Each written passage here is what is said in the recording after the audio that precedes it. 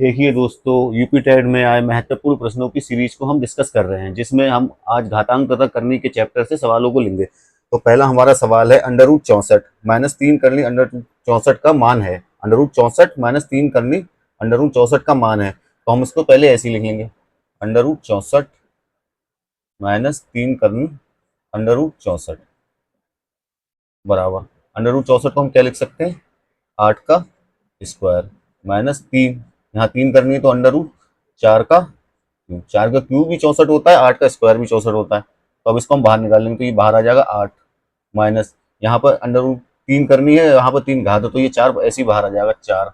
8 minus 4 बराबर 4। यही हमारे सवाल का आंसर होगा, ऑप्शन नंबर ए 4। इंपॉर्टेंट सवाल है, 3 कर ली अंडर रूट 500 गुणा 3 कर ली अंडर रूट 16 का मान होगा। यूपी टेट 2014 में पूछा गया ये प्रश्न है। तो हम इसको सॉल्व करते हैं। 3 कर ली अंडर रूट 500 गुणा 3 कर ली अंडर रूट 16।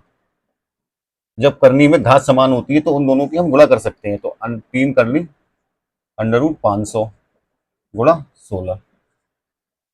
3 कर ली अंडर रूट 500 की जब 16 से गुणा करेंगे तब आएगा 8000। 8000 को हम कैसे लिख सकते हैं, 3 कर ली अंडर रूट 8 गुणा 1000।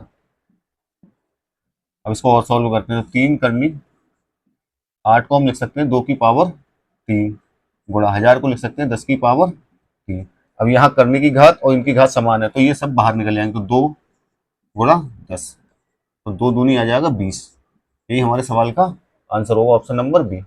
अगला सवाल है हमारे पास, 256 की पावर 0.16 गुणा 16 की पावर 0.18 का मान होगा। यूपीटेट 2016 में पूछा गया सवाल। अब ये देखने में तो बहुत कठिन लगता है, लेकिन इसको सॉल्व करेंगे तो इसको 2 की घात के पदों में तोड़ लेंगे। तो 256 की घात को क्या लिख सकते हैं हम, 2 की घात 8 और इसकी पावर 0.16 गुणा 16 क्या लिख सकते हैं, 2 की घात 4 और इसकी पावर 0.18।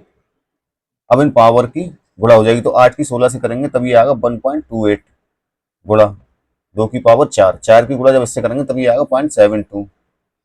अब आधार समान है तो ये घातें जुड़ जाएंगी, 1.28 प्लस 0.72 तो 2। और जब इन दोनों को जोड़ेंगे तब आएगा 2, 2 की घात 2। 2 की घात 2 का मान होता है 4। यही हमारे सवाल का आंसर होगा, ऑप्शन नंबर ए 4।